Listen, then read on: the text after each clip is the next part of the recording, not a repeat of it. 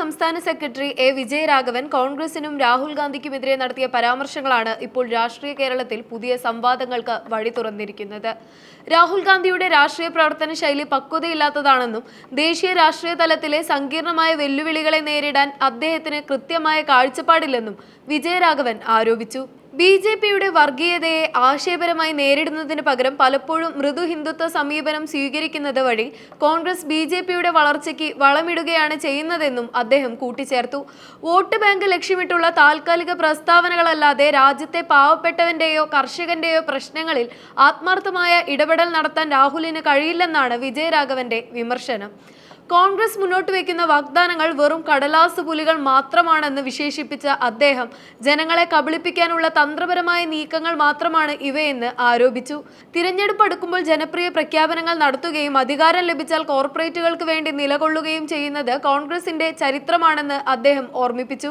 കോൺഗ്രസ് പുറത്തിറക്കുന്ന പ്രകടന പത്രികകളെയും വാഗ്ദാനങ്ങളെയും വിജയരാഘവൻ അതിരൂക്ഷമായാണ് വിമർശിച്ചത്. ജനങ്ങളെ കബളിപ്പിച്ച് വോട്ട് നേടാൻ മാത്രമാണ് കോൺഗ്രസ് വാഗ്ദാനങ്ങൾ നൽകുന്നതെന്നും അധികാരം കിട്ടിയ സംസ്ഥാനങ്ങളിൽ പോലും ജനങ്ങൾക്ക് നൽകിയ ഉറപ്പുകൾ പാലിക്കാൻ അവർക്ക് കഴിഞ്ഞിട്ടില്ലെന്നും അദ്ദേഹം പറഞ്ഞു. ബി.ജെ.പിയും കോൺഗ്രസും പിന്തുടരുന്ന സാമ്പത്തിക നയങ്ങൾ ഒന്നാണെന്നും അതുകൊണ്ട് തന്നെ ജനങ്ങൾക്ക് കോൺഗ്രസിൽ പ്രതീക്ഷയർപ്പിക്കാൻ കഴിയില്ലെന്നും വിജയരാഘവൻ പറഞ്ഞു. കോൺഗ്രസ് നേതാക്കൾ കൂട്ടത്തോടെ ബി.ജെ.പിയിലേക്ക് ചേക്കേറുന്ന സാഹചര്യം ചൂണ്ടിക്കാട്ടി രാഷ്ട്രീയ ദൃഢതയില്ലാത്ത ഒരു പ്രസ്ഥാനത്തിന് എങ്ങനെ വർഗീയതയെ ചെറുക്കാൻ കഴിയുമെന്നും അദ്ദേഹം ചോദ്യം ചെയ്തു. ഈ സാഹചര്യത്തിന് ഇടതുപക്ഷ ബദൽ മാത്രമാണ് രാജ്യത്തിന് ഏകരക്ഷയെന്ന നിലപാടാണ് അദ്ദേഹം മുന്നോട്ട് വയ്ക്കുന്നത്. വയനാട്ടിലെ വിജയത്തിന് പിന്നിൽ തീവ്ര സ്വഭാവമുള്ള വർഗീയ സംഘടനകളുടെ പിന്തുണയുണ്ടെന്ന വിജയരാഘവന്റെ പരാമർശം വലിയ വിവാദമായിരുന്നു. ജമാഅത്ത് ഇസ്ലാമി, SDP തുടങ്ങിയ സംഘടനകളുടെ വോട്ട് വാങ്ങിയാണ് രാഹുൽ ജയിച്ചതെന്ന ആരോപണം അദ്ദേഹം ആവർത്തിച്ചു. വിജയരാഘവന്റെ ഈ പ്രസ്താവനകൾക്കെതിരെ കോൺഗ്രസ് നേതൃത്വം ശക്തമായി രംഗത്തെത്തിയിട്ടുണ്ട്.